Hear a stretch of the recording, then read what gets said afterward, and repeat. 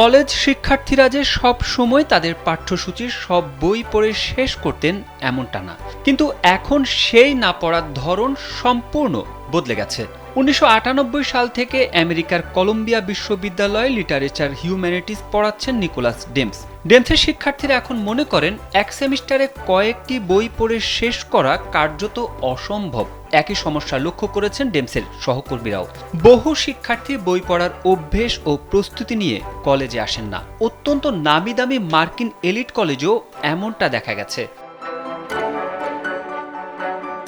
২০২২ সালের ফল সেমিস্টারে এক শিক্ষার্থীর কথা শুনে ডেমসের কাছে বিষয়টি পরিষ্কার হয়। ওই শিক্ষার্থী তার অফিসে এসে জানান, স্কুলে তাকে কখনো পুরো একটি বই পড়তে দেওয়া হয়নি। তাকে শুধু বইয়ের নির্দিষ্ট কিছু অংশ, কবিতা ও সংবাদ নিবন্ধ পড়তে দেওয়া হতো, কিন্তু গোটা একটি বই কখনো পড়তে বলা হয়নি। ইডেন বে কক্সবাজার সমুদ্র সৈকতের উপর নিজেদের একটি ঠিকানা।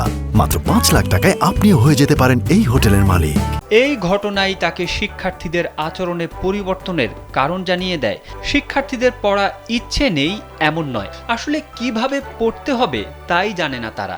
কারণ যুক্তরাষ্ট্রের মাধ্যমিক ও উচ্চ মাধ্যমিক বিদ্যালয়গুলো শিক্ষার্থীদের বই পড়তে দেওয়া বন্ধ করে দিয়েছে।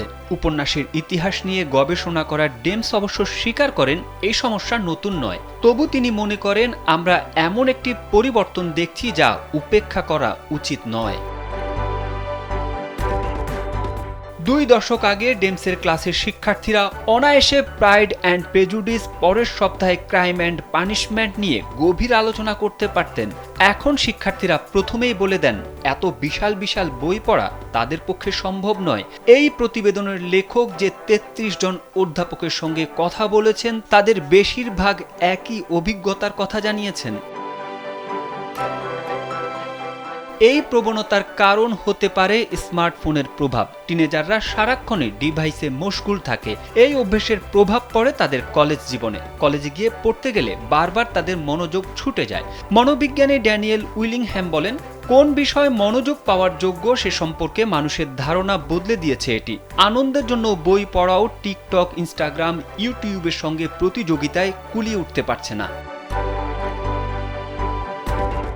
আর মাধ্যমিক ও উচ্চ মাধ্যমিক স্কুলের শ্রেণীকক্ষেও শিক্ষার্থীদের বই পড়া ক্রমশই কমছে। বেসরকারি স্কুলগুলোতে, যেগুলো থেকে অভিজাত কলেজে বেশি শিক্ষার্থী সুযোগ পায়, গোটা বই পড়ানোর চর্চা একটু ধীর গতিতে কমছে।